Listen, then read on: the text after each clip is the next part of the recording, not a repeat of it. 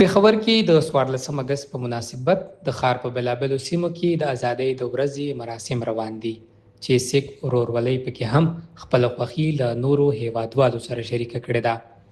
د پېښور په جوګنشاه ماله کې سیک ورورولۍ د ازادۍ ورځې په مناسبت ځانګړی پروګرام را جوړ کړی و چې پکې د کیک پرې کولو ترڅنګ ماشومانو او مشرانو په ګډه د پاکستان د ازادۍ ورځ ولمانځله. نن 14 اګست ورځ ده، د خوشحالۍ ورځ ده، زموږ وطن د ازادي ورځ ده. نن به موږ دلته کیک کټو او جشن وکړو. دا زموږ ماشومان ګوري، دا سهار نه راغلي دي، لیکن موږ 4 بجې ټایم ورکړو. دا سهار نه 6 بجو نه راغلي دي ماشومان، دا جشن کوي دا ماشومان، او موږ په دې وطن کې ډېر خوشحاله یو. دا زموږ وطن دی، دا زموږ خاوره ده. پاکستان زنده باد. په دې مراسمو کې ماشومانو هم په جوش او جذبې سره برخه واخیسته. هغوی د پاکستان او فوز په ملاتړ شعارونه ورکړل او د ازادۍ ورځې خوښي لا رنګینه کړه.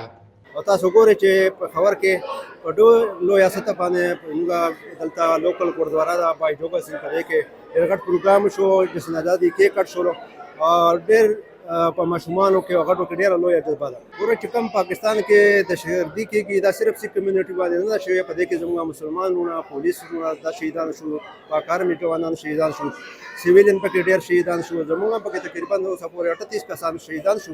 دا دهشتګردي صرف د سیک کمیونټي لپاره نه ده، دا په ملک کې ټول عوام او پولیس ادارو باندې هم دا کېږي او سیک کمیونټي په دې کې ټارګټ شو. د دې باوجود موږ چې دلته خوشحاله یو، دا زموږ ملک دی، زموږ جین امرنه په پاکستان کې ده. د سیک ورورولۍ غړي وایي د ازادۍ ورځې دا ډول مراسم نه یوازې د خوښۍ موقع ده، بلکې د هیواد د بېلابېلو ټولنو ترمنځ د یووالي او ګډ ژوند پیغام هم وړاندې کوي. د جوګنشاه مالې د سیک ورورولۍ دا مراسم د 14 اګست په مناسبت د هیواد سره د مینې او ملي یووالي په پیغام پای ته ورسېدل.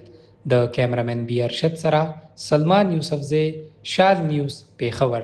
پاکستان زنده باد، پاکستان زنده باد. ای زما وطنه